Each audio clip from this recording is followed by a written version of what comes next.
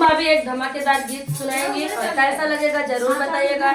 कुमकुम भट्ट कुमकुम भाभी के चैनल को सपोर्ट करिएगा, सुमित्रा पाल चैनल को सपोर्ट करिएगा, अमितेश यूपी 45 चैनल को सपोर्ट करिएगा, अमितेश ममता ब्लॉग चैनल को सपोर्ट करिएगा, पुष्पा देवी भाभी की चैनल को सपोर्ट करिएगा और रीना यादव अवधि गीत के चैनल को सपोर्ट करिएगा, रीना दीदी के सपोर्ट करिएगा, गुड्डी भक्ति सागर चैनल को सपोर्ट करिएगा, अनन्या लोकगीत चैनल को सपोर्ट करिएगा, नीलम यादव गोविंद साहब चैनल को सपोर्ट करिएगा, जलालपुरिया दीदी के चैनल को सपोर्ट, जलालपुरिया भाऊजी चैनल का नाम है, स्पेशल इनका सपोर्ट कर दे जाए भाई, बहुत बढ़िया नाचा थी और इतना बढ़िया डांस देखे खो इनके चैनल पर जरूर जा जाए। कबो कबो हिरास जाती लेकिन इनका हम हमेशा ये कहते हैं कि मनोबल आपन कमजोर कबो मत करो, कब किस्मत साथ दे दे ये एक दुकान और वंदना भारती चैनल को आप लोग सपोर्ट करिएगा। और ये हमारी अमितेश भाभी हैं, छोटा सा बच्चा छोड़ के आती हैं लेकिन निराश नहीं होती हैं, इनके लिए इसके लिए मैं बहुत बहुत धन्यवाद देना चाहूंगी। इनको भी मैं निराश नहीं होने देती हूँ, हो देंगे कभी भी अगर ये कहती हैं वीडियो चल रहा है नहीं चल रहा तब भी मैं कहती हूँ हौसला अपना बुलंद रखिए हमेशा के लिए। ऐसे हमारी कुमकुम भाभी हैं आजमगढ़ से चल के आती हूँ, उनको भी मैं बार बार यही कहती हूँ। और हमारी सभी भाभियां हैं, आप लोग सपोर्ट करिएगा सबके चैनल को। एक गाना सुना रहे हैं कुमकुम भाभी, क्या करी ये हम पर ढेर रुपया दे दी ये हमारे में बगावती हमारे को लगा हां सही बात। अरे दिन एक कॉन्फ्रेंस पर है, दो तीन जनी फोन लगाइन भाई का बताए कैमरा आन बच चले हमारा गांव सुनावे कैमरा गंगा जी के काला